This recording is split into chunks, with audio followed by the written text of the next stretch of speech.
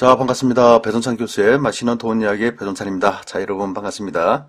난리 중에 이런 난리도 없죠? 그래요. 집값 급등에 보궐선거 참패에 국민들의 민심이 정말 많이 확 돌아선 것 같아요. 그래서 부동산 정책을 피는 여당 쪽에서는요, 난리 그 자체라고 봐야 되겠죠.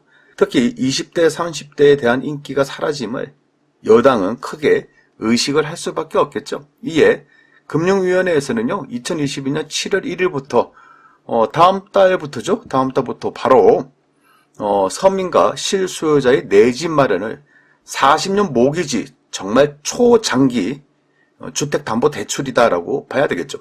이러한 보도자료를 발표했는데요. 이처럼 40년 만기 고정금리 모기전 상품은 크게 두 가지로 구분이 되는데요. 보금자리론과 적격대출로 이렇게 크게 두 가지로 볼 수 있겠습니다. 이 중에서 보금자리를 살펴보면 주택 가격 제한은 6억 원 이하, 즉 6억 이하일 때 보금자리론으로 대출이 가능하다는 거고, 그 대출 기간이 무려 40년이라는 거예요. 40년. 그래서 이 보금자리 대출을 받기 위해서는 소득 제한이 7천만 원이고 신혼부부는 8,500만 원 이하여야 된다는 거죠. 그리고 대출 한도는 3억에서 3억 6천까지, 이제 3억 6천만 원까지, 즉 6억짜리 아파트 살 때 최대 3억 6천까지 대출을 해주겠다는 거고요. LTV, DTI는 70%, 60%고요. 대출 금리는 40년 같은 경우에는 2.90%에서 3%다. 또한 적격 대출은요, 주택 가격 제한은 9억 원 이하여야 되고 소득 제한은 제한이 없다는 얘기예요. 대출 한도는 5억이라는 얘기고, LTV, DTI는 은행과 동일한데 다만 적격 대출 같은 경우에는 대출 이자가 3%에서 3.84%라는 건데요. 일반적으로 한 3.5에서 한 3.8 사이가 아마 될 가능성이 많아 보인다는 얘기죠.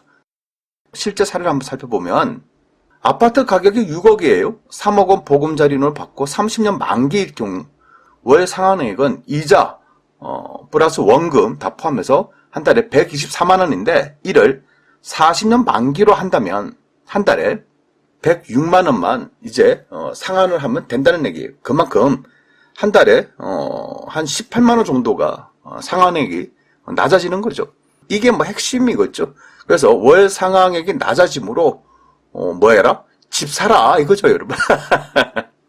어때요, 여러분? 느낌이 어떻게 좀 와닿으시나요?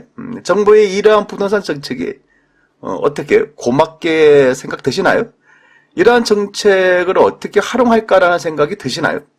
우선 저희 입장에서는요, 이런 부동산 정책을 왜 놓았나라고 저는 이해가 안 가요. 이러한 정책은 지금 이 시기에 도저히 맞지 않는 정책이고 또한 어울리지도 않는 부동산 정책이라는 겁니다. 그러한 이유, 첫 번째는요, 부동산 대출 완화 정책은 일반적으로 볼 때 부동산 가격 침체기에 아파트 가격이 막 떨어져요. 안 올라가. 그러니 부동산 거래 활성화를 위해서 대출 만기를 30년에서 40년을 연장시켜 줌으로써 대출을 받아서 집을 사서 주택 경기를 활성화시키자. 이럴 때 서는 정책이 바로 30년 만기를 40년 만기로 연장시켜 주는 거 아닙니까? 그렇죠. 대출 규제를 더 완화시켜 주는 거잖아요. 부동산 경기가 침체할 때. 지금 어떻습니까? 부동산 가격이 많이 올랐지 않습니까?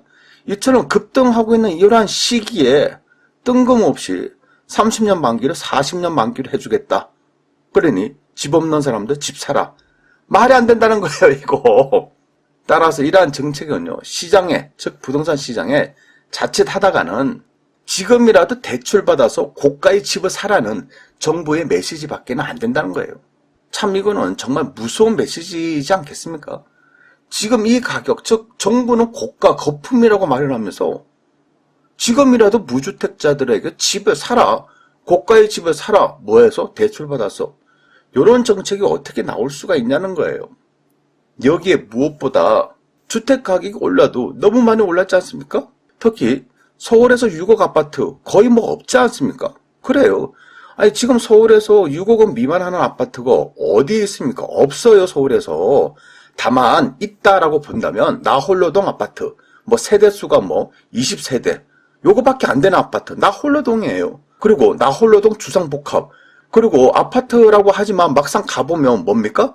빌라 같은 아파트, 세대수가 10세대밖에 안 돼.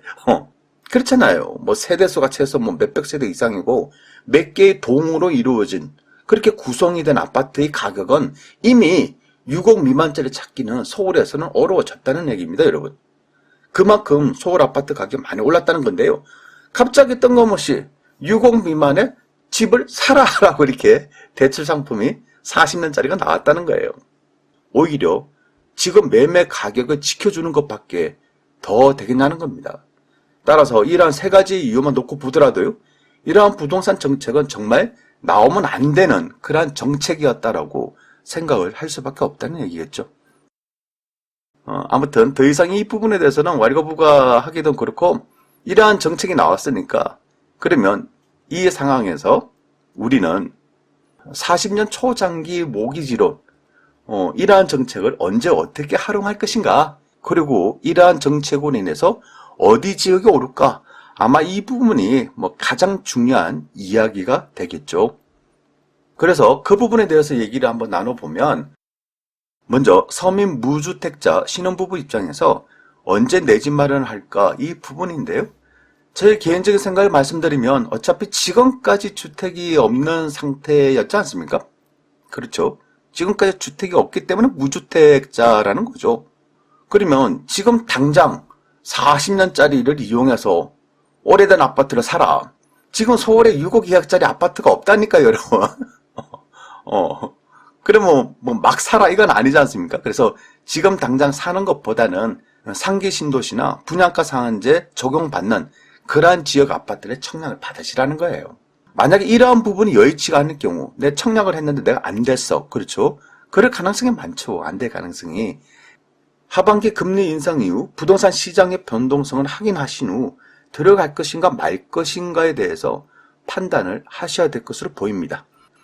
그렇다면 40년 초장기 모기준이 나오면 이득을 볼 지역은 어디일까요? 이 부분 아주 중요하겠죠. 그래서 제가 생각하는 점에서 이득을 볼 지역은 수도권에 있는 6억 원 이하 아파트. 왜냐하면 서울은 6억 원 이하 아파트 찾기가 힘들다고 말씀드렸죠. 그런데 아직도 수도권에 보면 6억 원 이하 아파트들이 있다는 얘기예요. 그러면 자연스럽게 이런 지역의 6억 이하 아파트들 관심을 가져야 되겠죠. 그리고 지방광역시에 있는 6억 원 이하 아파트들 이런 아파트들이 이득을 볼 것으로 보인다는 얘기예요. 무주택자 입장에서는요. 이러한 아파트에 관심을 가지지 않을까요? 또한 대출을 받는다 하더라도 이자와 원금 상환 능력 등을 감안해 볼 때 매매 금액이 보통 3억대, 4억대, 융자 금액은 2억대 정도로 받을 가능성이 많아 보이지 않나요?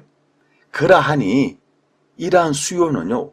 수도권과 지방광역시에 그런 아파트들이 타겟이 될 가능성이 많아 보인다는 얘기예요. 아무튼 정책은 나왔고요. 이에 대해서 우리는 발빠르게 이렇게 판단을 하시는 게 좋아 보인다는 얘기입니다. 이상까지 배종찬 교수의 맛있는 돈 이야기였습니다. 감사합니다.